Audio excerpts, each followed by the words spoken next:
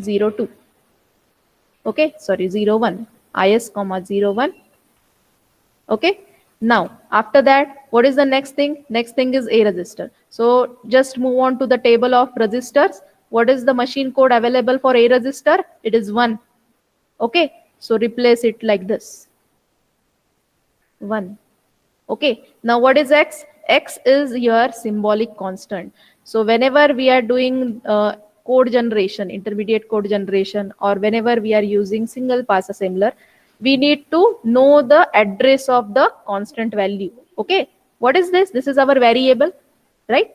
When we are using high level languages, no need to perform all these steps. We already know the memory, it will be get allocated automatically by the compiler, right? But what we are doing here, we are performing the operation in assembly language program, right? So we don't know about the X value.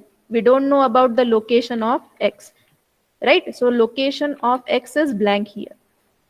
So when we complete the example, we need to assign the address to the blank values.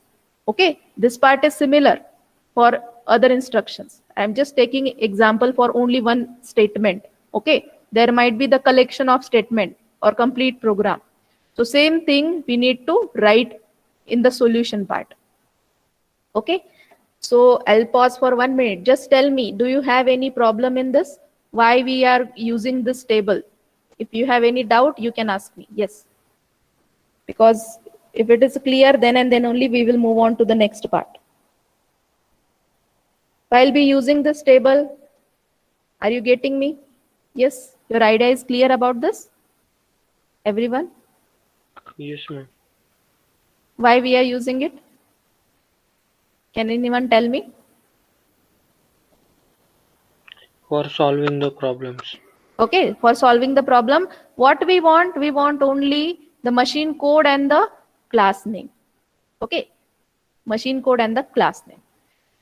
So let's have the detailed discussion on this. What are the types of statements? So we will move on to the next part, assembly language statement. Okay, what are the assembly language statements available here?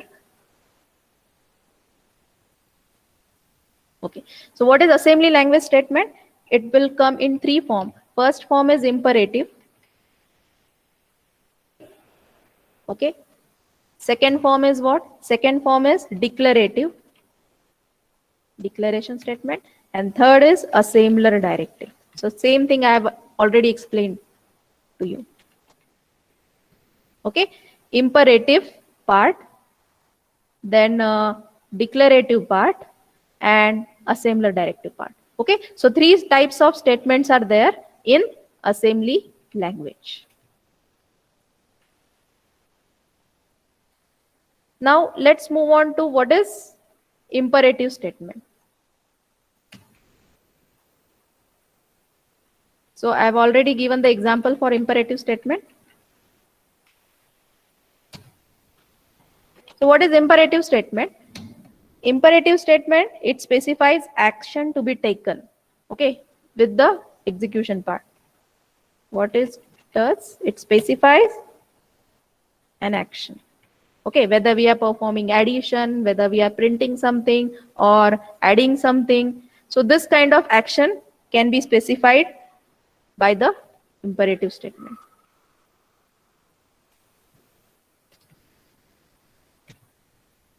Okay, so example, once again, I'll consider another kind of example. Subtract content X, okay, and store it into the A register. Say, for example, this is the thing. So this is known as upcode operand 1, operand 2, right? So this kind of statement is known as imperative statement. So next part is what? Declarative statement.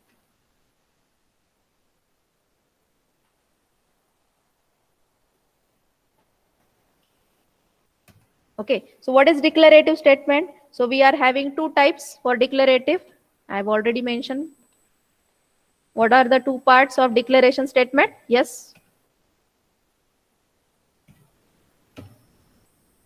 Okay, first is declare storage.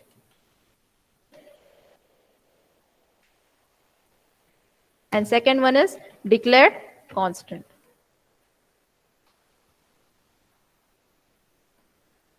You can take running notes also, okay?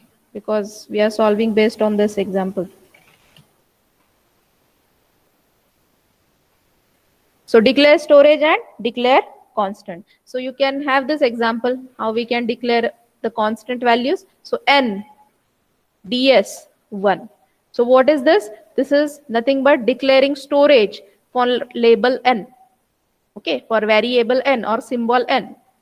And what is the length? Length is 1.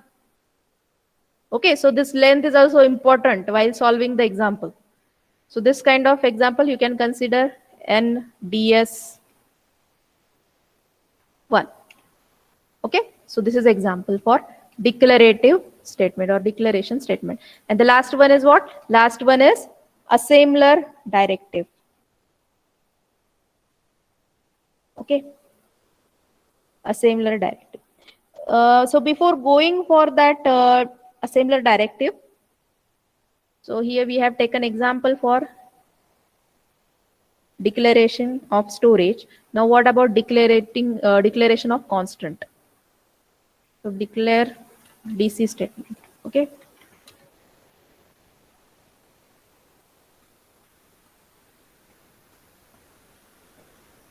So DC statement, it can be declared like this. Say for example,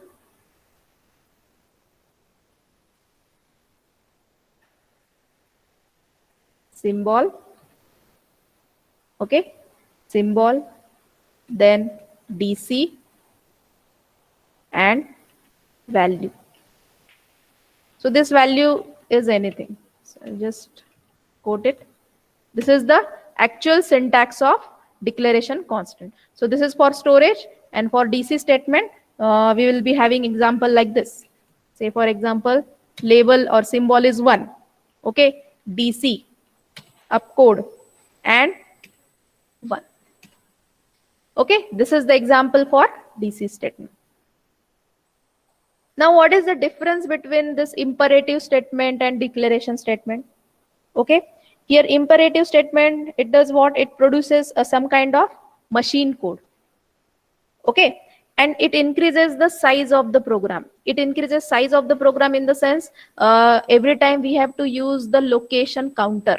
Okay, location counter, for now you just understand it is the address of the next instruction. So just recall the linked list. What linked list consists of? Linked list consists of the data, and the second field of the linked list consists of the address of the next instruction, right? So same thing we are talking about in detail. Okay, how assembly language it will go for all these types of data. Okay, so the exact difference is what? Exact difference is here assembler directive or declaration statement, or we'll talk about assembler directive. Assembler directive, it will not produce any machine code. Okay, so when we will solve this example, you will get the idea. Just focus on this column. What this column indicates? This column indicates the address of each and every instruction. Okay, so when we encounter any kind of assembler directive, okay, any kind of assembler directive in our program, we will not assign any address or location counter. Okay, and what about the imperative